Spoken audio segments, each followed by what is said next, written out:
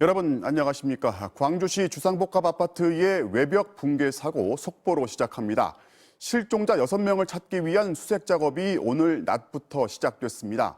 건물 진단 결과 구조대가 직접 들어가는데 문제가 없다는 결론이 나온 건데요. 현장부터 연결해 보겠습니다. 정상빈 기자. 자, 날이 어두워졌는데 수색이 지금도 진행 중입니까?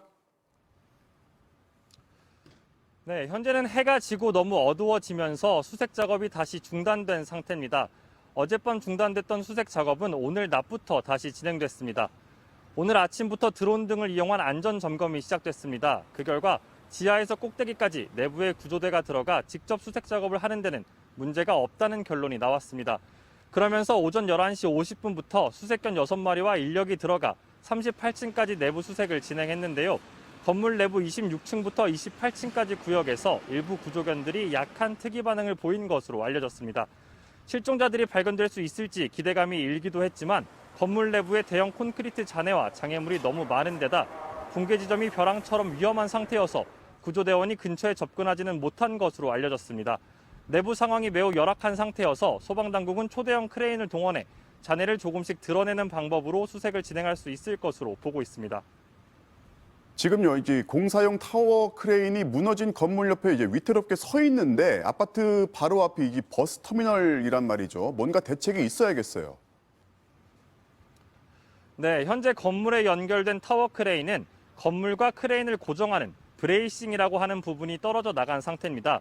그러다 보니 타워 크레인이 건물 쪽으로 기울어져 있는 모습을 볼 수 있는데요. 높이가 무려 145m에 달하는 이 크레인이 넘어지거나 붕괴돼 2차 사고의 우려가 제기되는 상황이었습니다.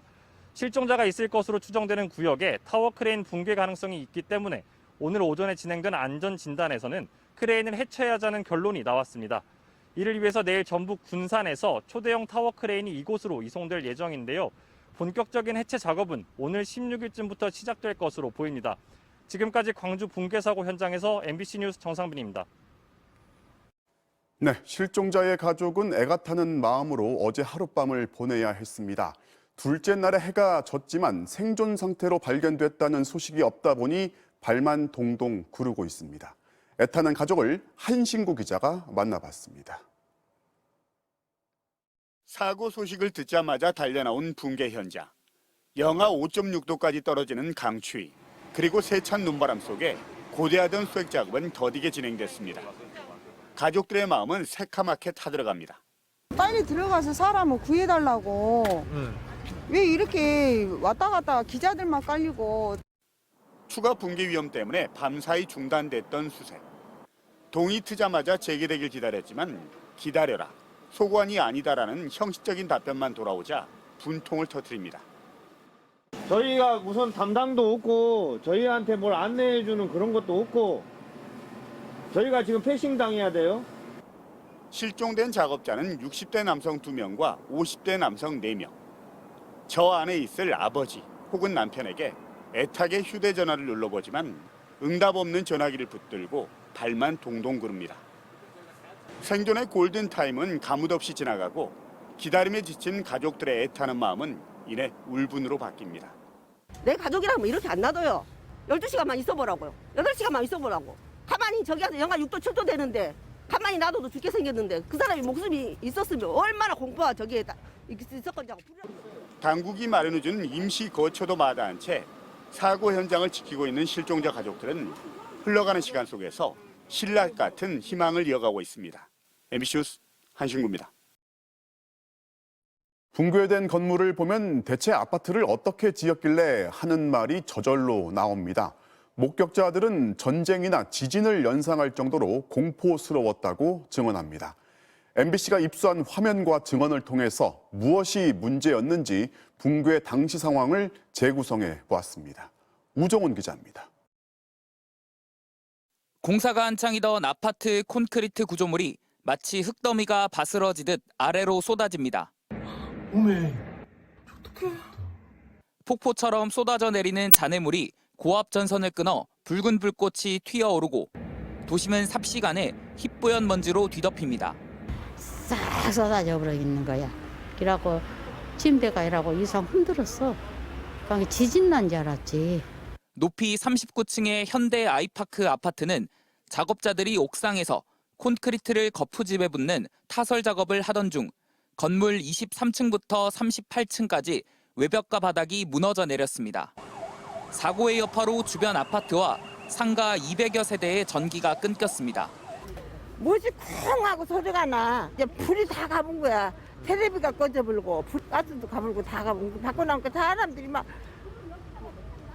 난리 막 뛰어내려.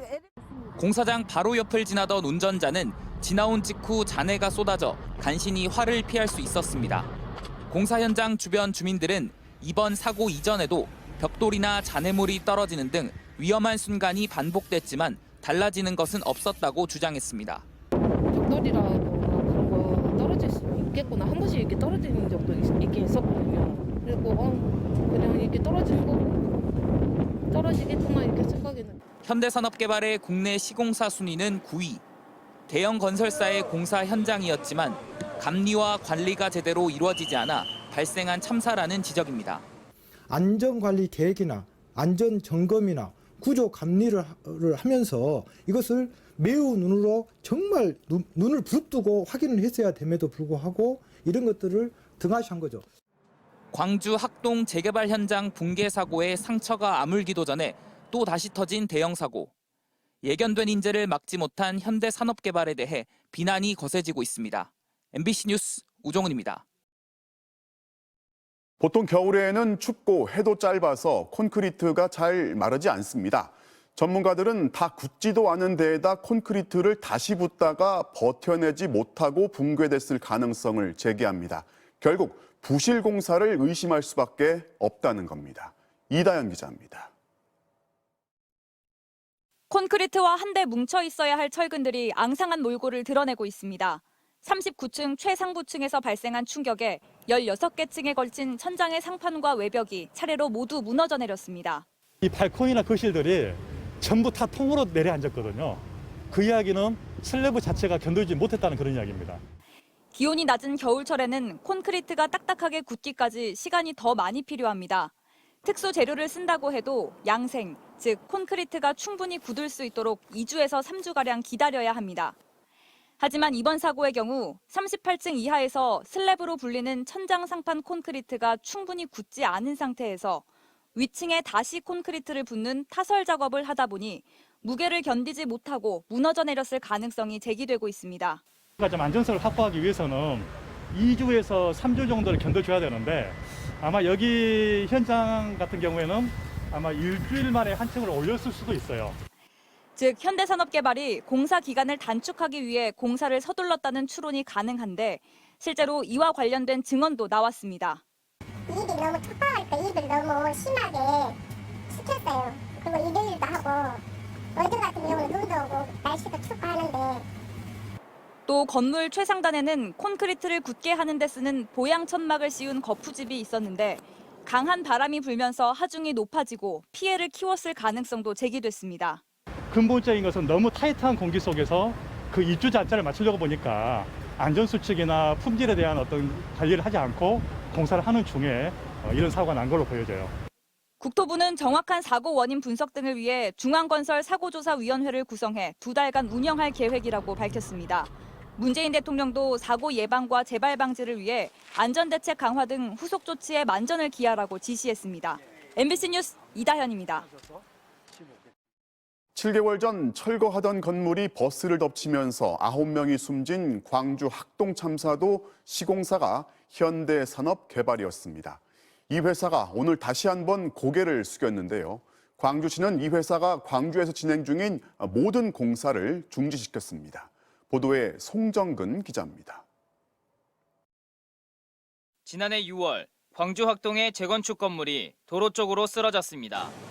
정류장에 멈춰선 시내버스를 그대로 덮치면서 9명이 숨지고 8명이 크게 다치는 등 모두 17명의 사상자가 발생했습니다. 시공을 맡은 HDC 현대산업개발의 정몽규 회장은 광주에 직접 내려와 머리를 숙이며 재발 방지 대책 수립을 약속했습니다. 전사적으로 재발 방지 대책을 수립해 나가겠습니다. 다시 한번 이번 사고로 고통을 겪고 계신 모든 분과 국민들께 진심으로 머리 숙여 사죄드립니다. 하지만 이 같은 다짐은 불과 7개월 만에 공연불이 됐습니다. 유병규 대표이사를 비롯한 본사 임직원들은 오늘 광주를 찾아 또다시 머리를 숙였습니다. 광주 시민 여러분께 깊이 사죄를 드립니다. 또 책임을 통감한다며 실종자 수색과 구조, 추가 피해 방지를 위한 안전확보 대책을 수립하겠다고 밝혔습니다. 하지만 이들은 취재진의 질문도 받지 않은 채 미리 준비해온 원고 한 장만 읽고는 현장을 떠났습니다. 화정동 아파트 붕괴 현장을 찾은 학동참사 유가족들은 돈만 생각하는 대기업의 야욕이 또다시 대형 사고를 야기했다며 비판했습니다. 이게 뭐 공사입니까? 자기들 이익만 생각하지 안전이나 그런 개념은 전혀 없잖아요. 광주시는 현대산업개발이 광주에서 진행하고 있는 모든 건설 현장에 대해 공사 중지 명령을 내렸습니다. 고용노동부 역시 현대산업개발 본사와 주요 시공 현장에 대한 특별감독을 지시했고 대검은 합동수사본부를 구성해 철저히 수사하겠다고 밝혔습니다. 정치권에서도 이번 사고 역시 전형적인 인재라며 현대산업개발이 피해보상 책임은 물론 법적 책임도 피해갈 수 없다고 비판했습니다. MBC 뉴스 송정근입니다.